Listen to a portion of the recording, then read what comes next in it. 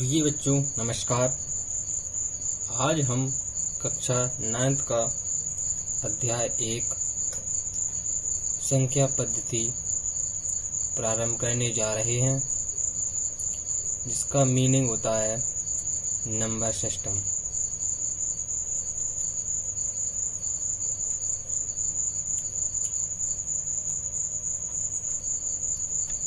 तो संख्याएं क्या होती हैं और कितने प्रकार की होती हैं, इन सब के बारे में आज जानेंगे। अध्याय 1 का बेसिक इंट्रोडक्शन जानेंगे। तो संख्याएं कितनी प्रकार की होती हैं, सबसे पहले बात करते हैं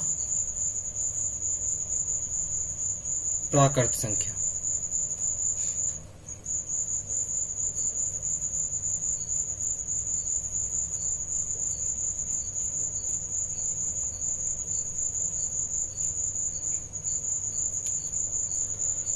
प्राकृत संख्या क्या होती है?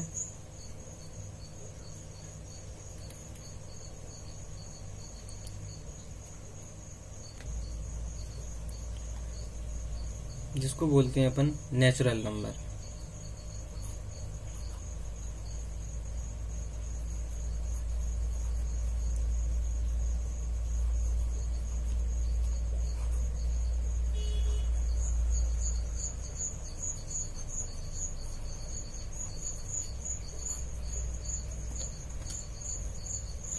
तो प्राकृतिक संख्याएं 1 से स्टार्ट होती हैं, जैसे 1, 2, 3, 4, 5 और अनंत तक जाती हैं।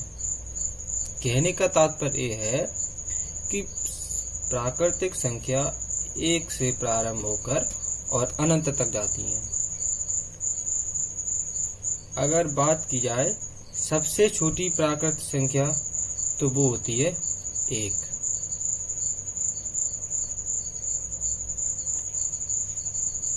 और दूसरी होती है पूर्ण संख्याएं।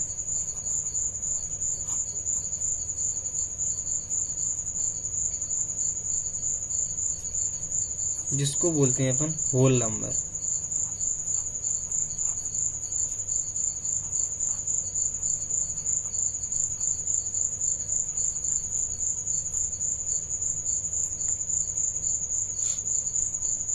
अब पूर्ण संख्या क्या होती हैं? तो 0 से प्रारंभ होकर अनंत तक जाती हैं, ये पूर्ण संख्याएं होती हैं। अगर आपसे पूछा जाए सबसे छोटी पूर्ण संख्या क्या होती है, तो आंसर है 0। और सबसे बड़ी पूर्ण संख्या वो अनंत। तीसरी होती है वास्तविक संख्याएं।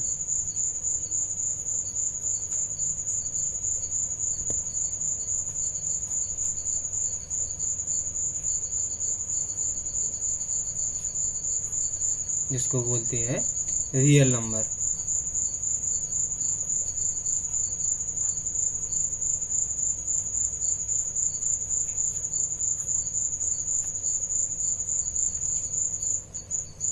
अब वास्तविक संख्या क्या होती है?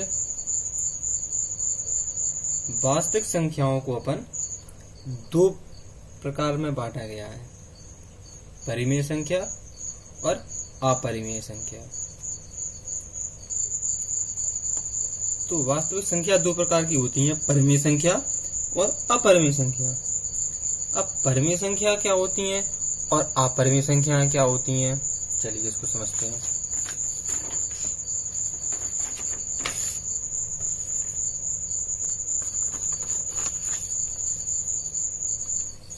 ऐसी संख्याएं जिसको अपन p/q के रूप में लिखते हैं, यानी अंश बटे हर के रूप में लिख सकें, उन्हें अपन परिमेय संख्याएं कहते हैं।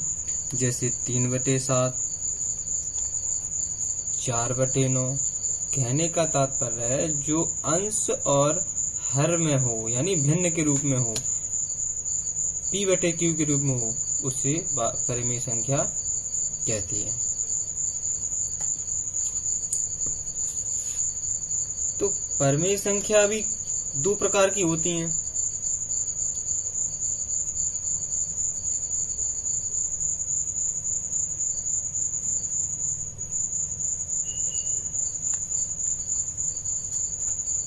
एक भिन्न और पूर्णांक।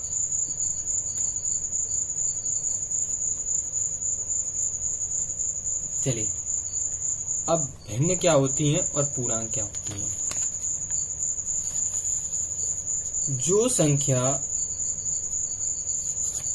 अंश और हर के बटे में हो, यानी अंश और हर के रूप में हो, उसे भिन्न कहते हैं, यानी परमेय संख्या। जैसे 17/15, ये भी एक भिन्न है क्योंकि अंश और हर के बटे में है। अब बात करते हैं पूर्णांक। तो पूर्णांक क्या होते हैं, चलिए समझते हैं। इसको बोलते हैं संख्या रेखा। इधर चलती हैं प्लस की संख्याएं, इस साइड चलती हैं माइनस की संख्याएं। कहने का मतलब हर वो एक साधारण संख्या पूर्णांक कहलाती है। जैसे 1, 2, 3, 5 माइनस के कोई भी संख्या, हर वो साधारण संख्या पूर्णांक कहलाती है। अब पूर्णांक 3 प्रकार के होते हैं।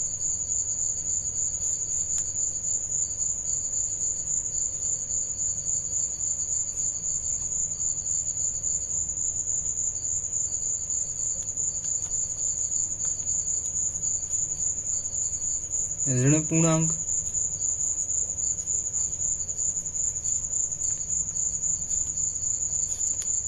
और शून्य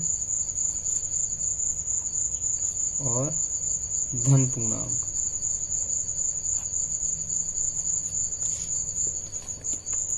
तो ये संख्या रेखा के आधार पर अपन समझते हैं।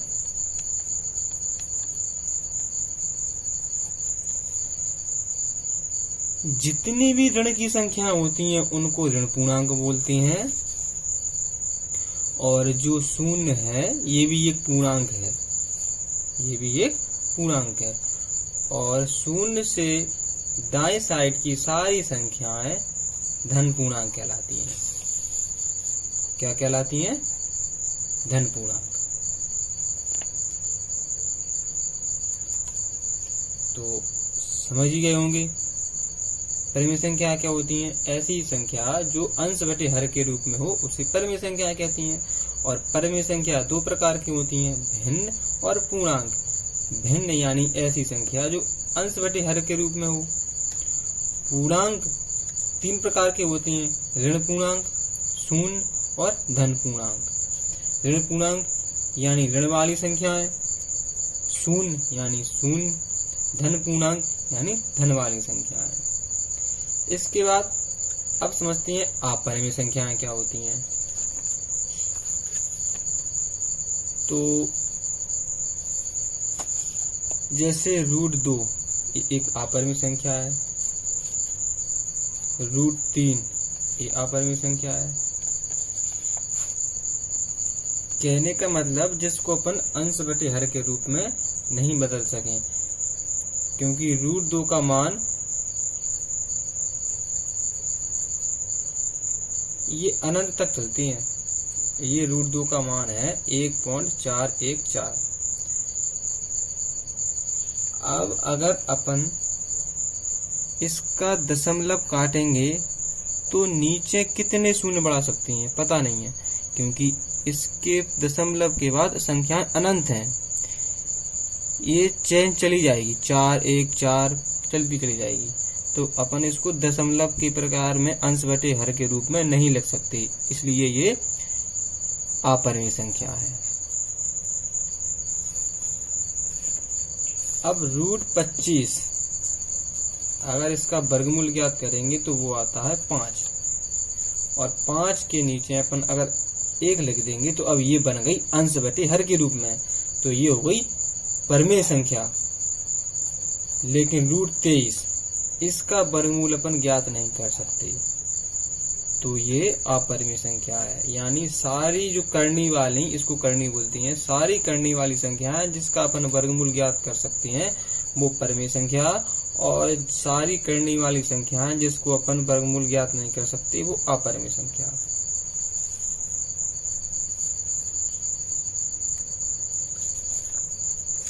जैसे पाई भी एक अपरिमेय संख्या है, क्योंकि पाई का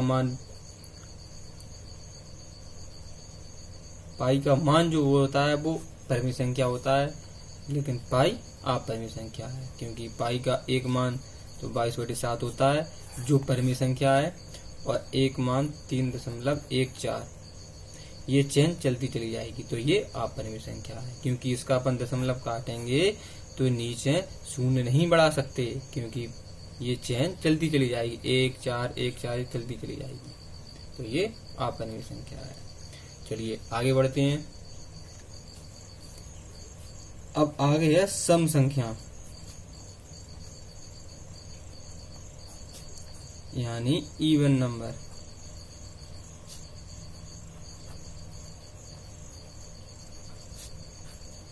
चलिए इसको समझते हैं।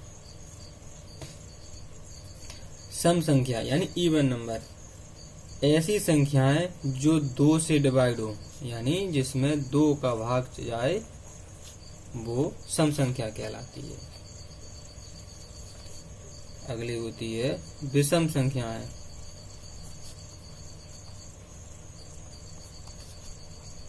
इसको बोलते हैं ऑड नंबर।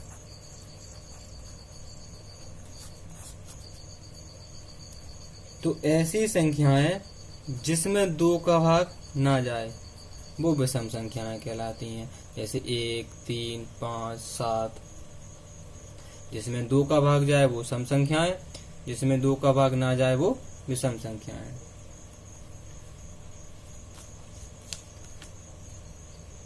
अगली होती है अभाज्य संख्याएं।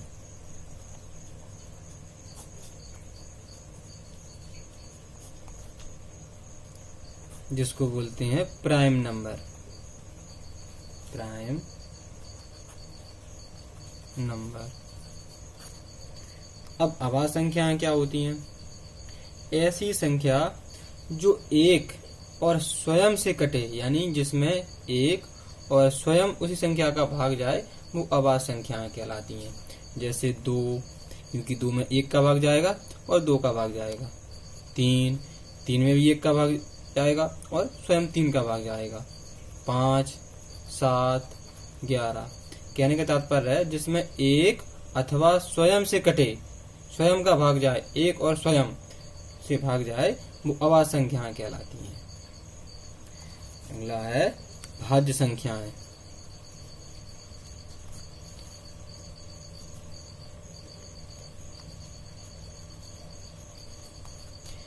भाज्य संख्याएं क्या होती हैं?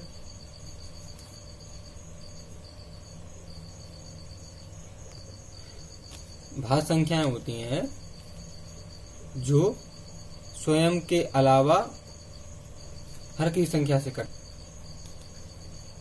जैसे 4 6 8, क्योंकि इसमें 2 का भाग जाएगा, 4 का ही भाग जाएगा, इसमें 2 का भाग, इसमें 3 का भाग। कहने का तात्पर्य जो संख्या किसी भी संख्या से कट जाए वो भाज्य संख्याएं कहलाती हैं। अच्छा, एक बात, एक ना तो भाज्य है ना ही अभाज्य है। एक सबसे छोटी ऐसी संख्या है एक, ना तो उसको भाज्य मानते हैं ना ही उसको अभाज्य मानते हैं। आज अपन ने क्लास 9th का अध्याय 1 प्रारंभ किया है, जिसका नाम है संख्या पद्धति यानी नंबर सिस्टम। और इस पाठ में संख्याओं के बारे में बताया। संख्याएं कितनी प्रकार की होती हैं, कौन सी संख्याएं होती हैं। जैसे प्राकृतिक संख्या 1 से स्टार्ट होती है, पूर्ण संख्याएं 0 से स्टार्ट होती हैं, वास्तविक संख्याएं 2 प्रकार की होती हैं, परिमेय संख्या और अपरिमेय संख्याएं। परिमेय संख्याएं 2 प्रकार की होती हैं, भिन्न और पूर्णांक। पूर्णांक 3 प्रकार की होती हैं, ऋण पूर्णांक, शून्य और धन पूर्णांक। इसके बाद सम संख्याएं जिसमें 2 का भाग जाए विषम संख्याएं, जिसमें 2 का भाग ना जाए अभाज्य संख्याएं, जो एक और स्वयं के अलावा किसी भी संख्या से विभाजित ना हो उसे अभाज्य संख्याएं कहती हैं। और भाज्य संख्याएं यानी जो स्वयं के अलावा अन्य किसी संख्या से विभाजित हो जाए उसे भाज्य संख्याएं कहती हैं।